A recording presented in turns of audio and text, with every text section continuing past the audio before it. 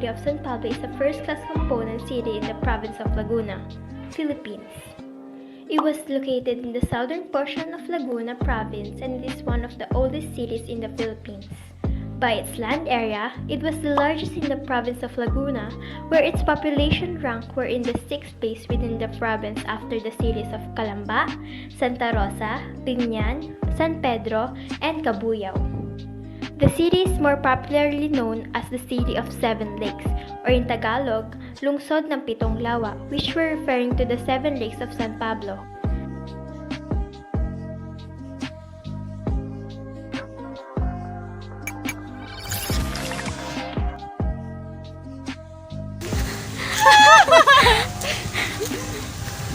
Saan tayo papunta? Pupunta po kami sa Muhikap Lake. Ayun po yung first destination natin. Huwag lang po sana kami madudulas dito. Kasi medyo maputik.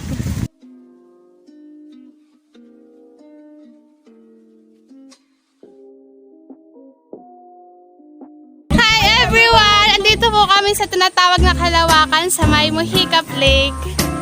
Kapag naka-drone, di ba?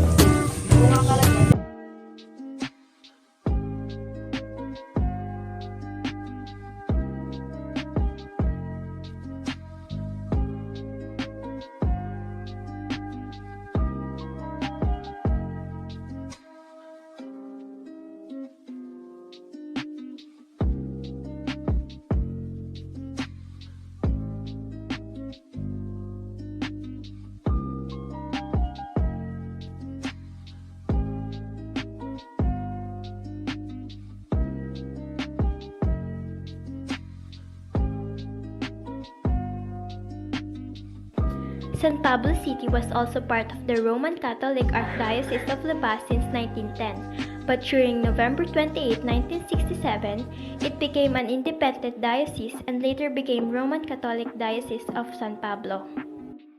Alright guys, gusto niyo pa ba ng mga history and facts about San Pablo City? Alright, arat na at ating sabay-sabayin na lakbayin, alamin at tuklasin pa ang lungsod ng San Pablo. Muli, ako ang inyong Miss Tour Guide, Maria Cristina Umali na nagsasabing, tayo na! Arat na! Kaya ano pang hinihintay nyo? Continue watch this video and learn more about the city of San Pablo! So guys, excited na ba kayo na malaman ng next na content ng ating video? If your answer is yes, alright, let's proceed! The history of San Pablo. San Pablo City's earliest historical record dates back to pre-Spanish times when four large barrios at the foot of Mount Pakiling bounded together and called the place Sampaloc. In 1571, the first Spanish troops under Captain Juan de Salcedo arrived in the village which was transformed into a parish in 1586. In 1521, Sampaloc was changed to San Pablo de los Montes, which became a parish in 1556 and then a municipality in 1647. In 1899, a municipal government was established with Inocente Martinez as municipal president in 1902 when the civil government was granted independence from the province of Laguna. San Pablo was known as Sampaloc village before the coming of Spaniards because of the dominant tamarind trees in this area. It was a village of Bay, Laguna. It was in 1647 when Sampaloc was separated from Bay as a municipality and was renamed San Pablo de los Montes in honor of its patron, Saint Paul I Hermit. Under the American military government in 1889, a municipal government was established with Inocente Martinez as municipal president. When civil government was introduced in Laguna in July 1, 1902, Don Marcos Paulino was elected as San Pablo's first municipal president. The Bureau of Public Works, BPW, quarterly publication, October 1, 1912, reported that San Pablo was the most prosperous community in the Philippines during that time because of with the coming of the railroad, 1908, and more than 200 million nuts of harvest from more than 4 million coconut trees in Laguna. In August 8, 1938, a big fire before high noon destroyed the entire southern portion of the town, including the public market. President Manuel L. Quezon visited San Pablo and promised to help reconstruction of the market and widening the roads. Through the efforts of Assemblyman Thomas T. Dizon, San Pablo became a chartered city in May 7, 1940 by virtue of Commonwealth Act No. 520 as approved by President Manuel Luis Quezon. Barely 2 years after its declaration as a city, was San Pablo devastated by Japanese bombs that fell on the city on Christmas Day in 1941. World War II in the Pacific region did not spare the Philippines because of its strategic location. The Japanese occupied the Philippines from 1941 to 1945. Liberation came to San Pablo City on April 3, 1945, when U.S. military forces occupied the city after subduing the Japanese at the same day when Tawi-Tawi in Cebu was liberated. So guys, kumusta naman ang ating pakikinig about sa history of San Pablo? Nag-enjoy ba ang lahat? Huwag muna kayong aalis ha. Up next! O ngayon, na may alam na tayo sa history of San Pablo, atin namang alamin at buklatin ang geography ng lungsod ng San Pablo. Ano, ready ka na ba? Arat na! The geography of San Pablo City. When it comes to the geography of the city of San Pablo, it has a cool climate due to its nestled in the foothills of three mountains, Mount Banahaw, Mount Makiling, and the Sierra Madre Mountains. These mountains do not only provide attraction for the tourism industry, such as waterfalls and sources of many forest-based products, but also serve as stewards for the clean air. Its soil is suitable for those seeking opportunities in agriculture and horticulture given its richness and fertility. The different barangays have coconut plantation, Landones fruit tree plantation, and Rambutan fruit tree plantation. And also, the place is rich in orchid plants. So ayan, napaganda talagang geography meron ng ating pinakamamahal na lungsod, hindi ba? O kaya, dun sa mga plantito at plantita dyan, sa mga mahilig sa orchids, ano po bang hinihintay nyo? Arat na sa San Pablo! Nakikita nyo ba ang nagagandahang mga ilaw na ito? Itong pasyalang ito ay matatagpuan sa Barangay San Jose, San Pablo City, Laguna. Itong pasyalan na ito ay sadyang dinarayo ng mga tao tuwing gabi dahil na rin siguro sa nagagandahang ilaw, napakaraming makakainan at may libre pang panooran sa labas nito. Itong pasyalang ito ay tinatawag na Paseo de San Pablo. Tara, samahan niyo akong libutin ito. I'm Crystal Jane M. Romines from BSED 1A. At muli, ito ang Paseo de San Pablo.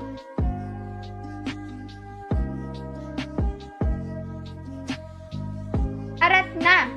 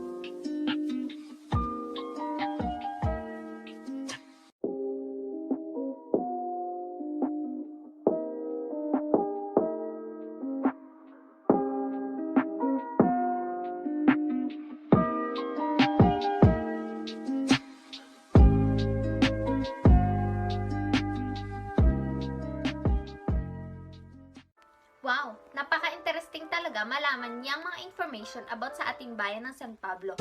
Tunay talaga na masayang gumala sa San Pablo. Pero, kulang ang gala dito kung hindi ka mag-food trip. I'm Crystal Jane Amrominas, your next tour guide. So tara, samahan niyo akong tuklasin kung ano-ano ang must-have delicacies in this city.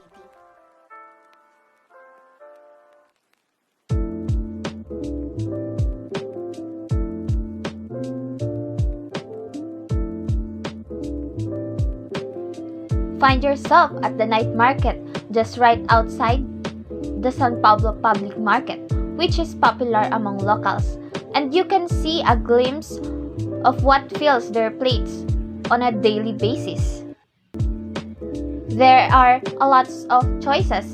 Here, there's ginataang langka, laing, and various seafood dishes such as adobong hipon. There's also street food fares such as fishball and pork barbecue. If you go in April, you will chance upon vendors selling bright red sampinit or local berries, which grows in the wild near of foothills of Mount Banahaw. Going to the night market is the first thing you should do if you want a variety of food. Most of the students, especially the high schoolers, love to go here after class. The price of the food they sell here is very affordable, that's why students love to eat here. The night street markets start at 4 p.m. but come sunset, you will need to jostle your way amongst locals buying late afternoon snacks or the family's ulam for dinner.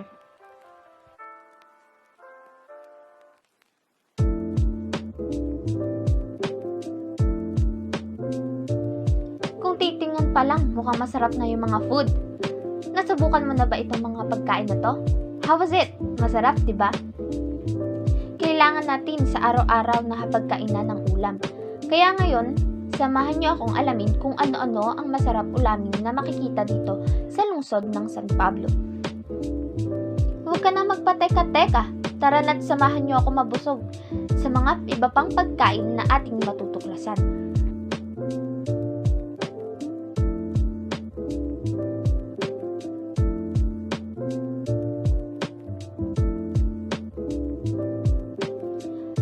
As a part of an Asian country, we really love eating rice for our everyday meal together with the different dishes. Here in San Pablo, you can find numerous mouth-watering dishes. Breakfast of San Pableños may consist of sun-dried salted bia from Laguna de Bay, the best paired with salted egg and the rice eaten with quesong puti or white cheese. Another dish that is perfect with the rice is the Longanisan San Pablo. It also known as a local sausage, dropped by Casa de San Pablo, a bed and breakfast run by Boots and an Alcantara located in the city proper for this, and you'll find that their longanisa is a version that the Alcantara family grew up with. Sweet and fried until the sugar on the sausage skin caramelizes. If you are craving for shrimp, but you're lazy to remove the skin, then you should try our pinaiti, as a dish made with pounded shrimp from San Pablo's lake and shimmered in a rich coconut milk sauce. You can't leave the city without trying this. Craving for something sour? Then try our kulawo. It is made with eggplant or puso ng saging or banana heart. Locals who live in the rural areas eat it as pulutan or appetizer. The dish is ubiquitous because of how accessible the ingredients are. It is a light dish that has a sour flavors from vinegar and texture from coconut meat and banana heart.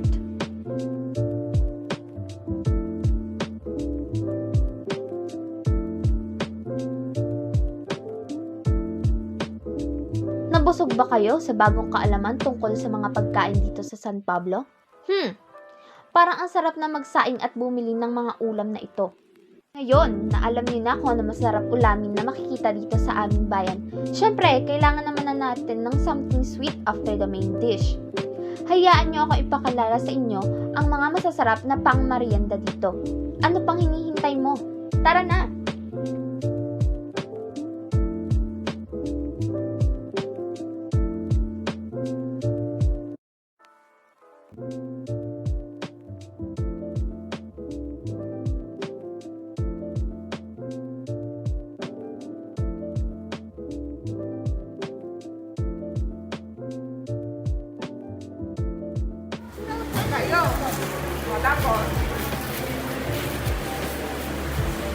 Kailan po nagsimula yung pagbebenta po natin yung product? 1970.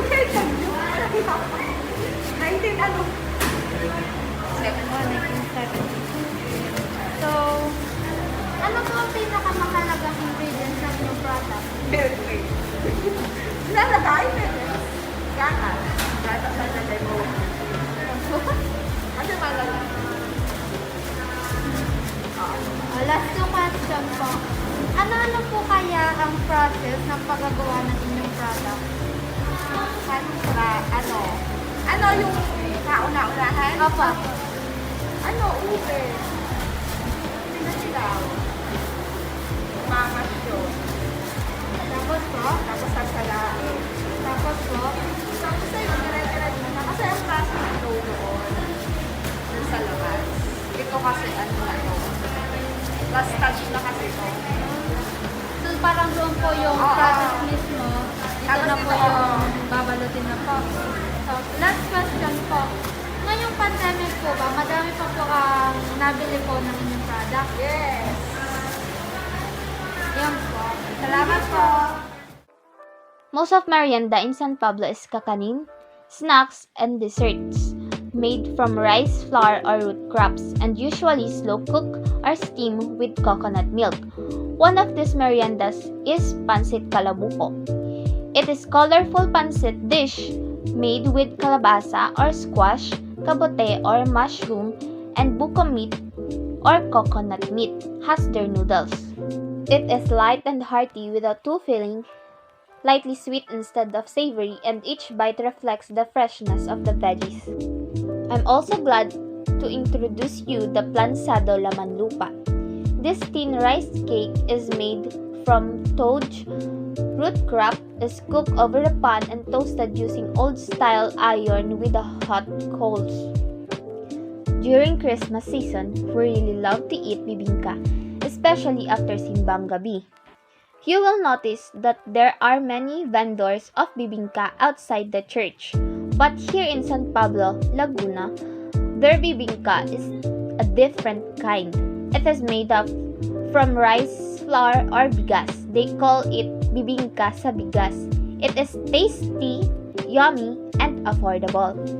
Instead of using baking flour for the bibingka, they grind the rice grains into powder form, and they use this to bake bibingka.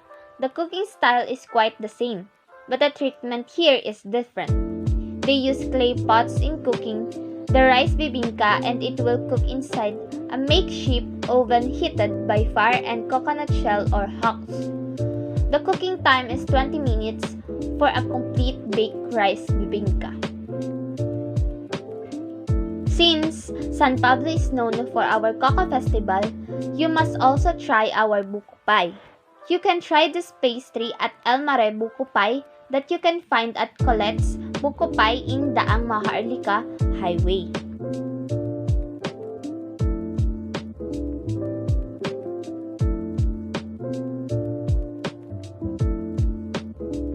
Tamang-tama talaga na kumain ng sweets after ng masarap na ulam. Kaya kung naisip mo magbakasyon dito sa aming bayan, huwag ka na mag-alinlangan na bumili ng mga kakanin dito. Perfect din itong pampasalubong, lalo na sa mga bata. Pero wait! Hinay-hinay lang sa pagkain ng matamis ha? Mahirap na magkasakit ngayon.